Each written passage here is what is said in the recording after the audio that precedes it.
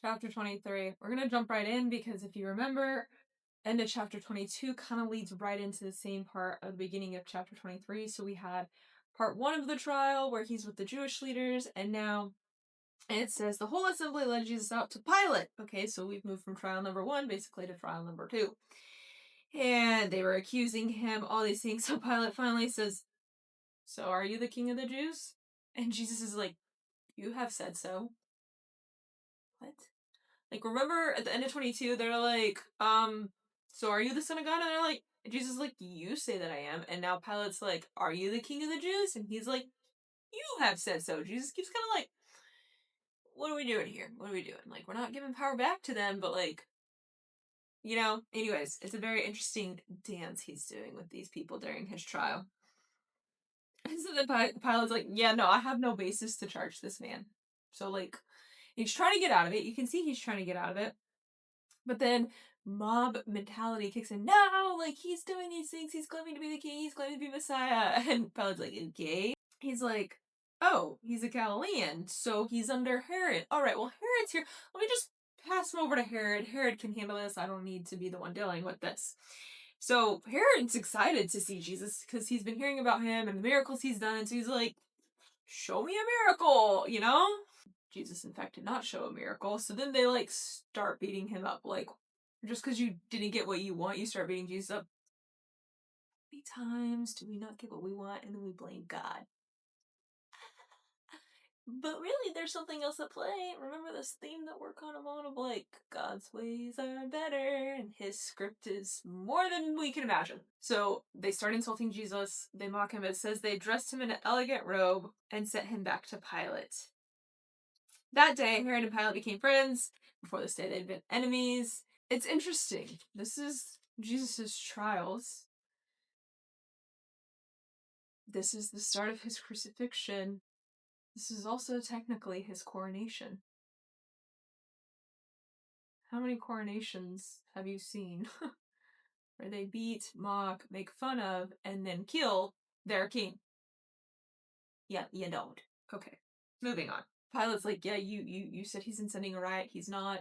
So, like, I have no basis to charge him, and Herod can't charge him, so he's done nothing to deserve death."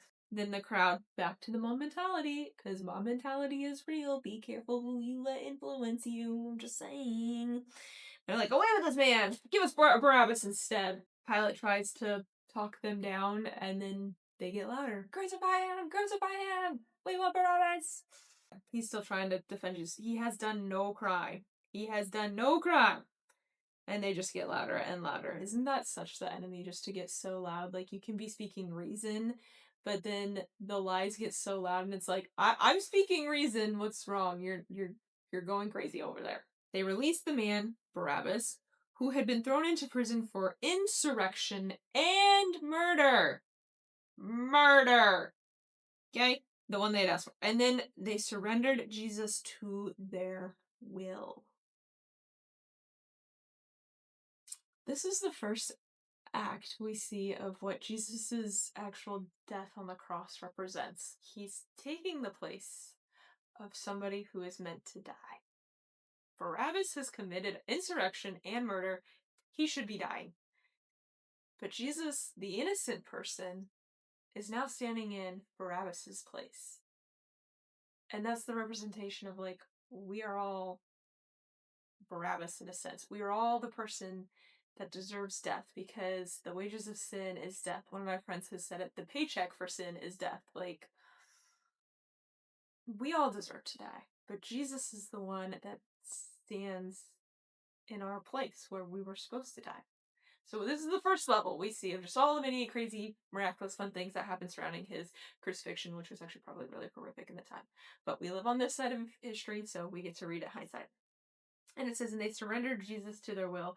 We were talking, it just kind of made a thought of, like, they surrendered Jesus to their will, but do we fully surrender our will to Jesus? So we move on into the crucifixion scene, and they're taking Jesus out from the trials. Now they're going to go with the execution. I mean, look at that. They literally had a trial one night, and then they moved to the execution. He gets his sentence. Like, I'm just saying, their court system works really fast and ours doesn't. Anyways, they're taking Jesus out and says they see Simon from Cyrene, who is in the way of the country, basically made him carry the cross behind Jesus. Who is this Simon guy? We know he's from Cyrene. That's his 15 minutes of fame, people. He got to carry the cross for Jesus. He probably didn't think it was an honor at that time. We don't know if he was following Jesus. He was probably there for the Passover, so maybe he was. But like, what an honor to carry the cross for Jesus, to the point where Jesus then carries the punishment of death and sin for us. I can't wait to meet that guy in heaven. I really hope he's in heaven. I just want to know more about him. People are following, the women are crying. Jesus says to them, "Daughters of Jerusalem, don't weep for me. Weep for yourselves and your children." Do you realize you're going to go be killed? And yet you're telling them, don't worry about me, worry about yourself and your kids. Why? Let's read on. "For the time will come when you will say, Blessed are the childless women and the wombs that never bore and the breasts that never nursed." Then, and then he goes in kind of like to end times things and how Jerusalem's going to be. Yeah. Okay, moving on.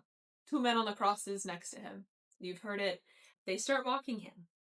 What does Jesus do? He says, "Father, forgive them, for they do not know what they are doing."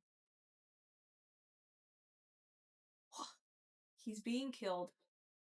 He's being mocked. He's been beat. He's been through multiple different trials. He's been up all night. He's been betrayed by 2 of his best friends. Where are his other friends? We don't know. And he says, "Father, forgive them, for they know not what they're doing." Now, I'm human and very flesh. And there's times when you just get bullied so much you've had enough. Like, I think of A Christmas Story when Ralphie finally has enough and he just starts beating up. He's like, me, me, me, me, me, me, me. Like, right? He's had enough. Jesus has had enough, but his response isn't to like retaliate. His response is, "Father, forgive them, for they know not what they're doing." Oh my gosh. Like, when do we have the wherewithal when we're in our own stuff to take a step back and just be like, "Hey, forgive them"? So that's your homework. We're gonna start practicing forgiveness because, like, literally the entire basis of this relationship with Jesus is forgiveness. He's literally forgiving the sins as he's on the cross, but like the whole point of him being on the cross is to forgive sins for all of time.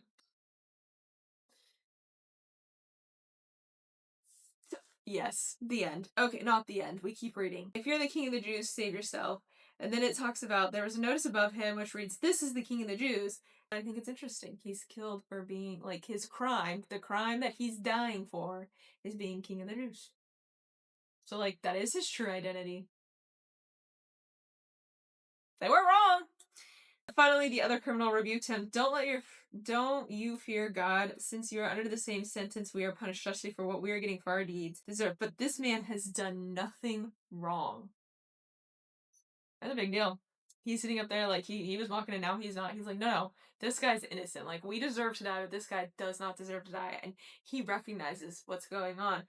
And all he says is, "Jesus, remember me when you come into your kingdom. Remember me when you come into your kingdom." And Jesus says, "Truly I tell you, today you will be with me in paradise." Comforting. All right, now it's noon. Darkness came over the land until 3. The sun stopped shining. The curtain ripped into 2 pieces. That is significant because the veil was in the temple, which separated from like the Holy of Holies. So like you had to be a certain person and you had to have certain cleansing rituals and things that you've been through to even get into the Holy of Holies to talk to God. When the curtain tears, it's saying there's access. Everybody now has access. Jesus calls out in a loud voice, "Father, into your hands I commit my spirit." When he said this, he breathed his last. Total surrender to God. I commit my spirit. Jesus dies. There's a centurion, seeing what happened, praised God and said, "Surely this was a righteous man." I have to wonder. If it was the guy that got his ear cut off and healed. It could have been any of them, honestly, but I've always just wondered, like, is he sitting there going like, I get it now. Remember that curtain was torn in two. It's access for all to have access to God. It's not just the Jews; it's the Gentiles too. This is a Roman centurion. This is like the enemy that gets it. Jesus has died. His people are there. They see what happened. They're staying at a distance. And then it says, now there was a man named Joseph, a member of the council, and a good upright man who had not consented to their agenda. He went to Pilate.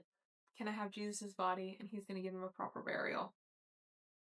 So they take him and they bury him. The woman who had come with Jesus from Galilee followed Joseph and saw the tomb and how his body was laid in it. Then they went home and prepared spices for the perfumes, but they rested on the Sabbath in obedience to the commandment. So like they go, they see Jesus' body being put in, and then they're gonna go take care of his body after the day of rest. So they have a whole day off, and then they're gonna go back and take care of him, right? And that's where we end for chapter 23.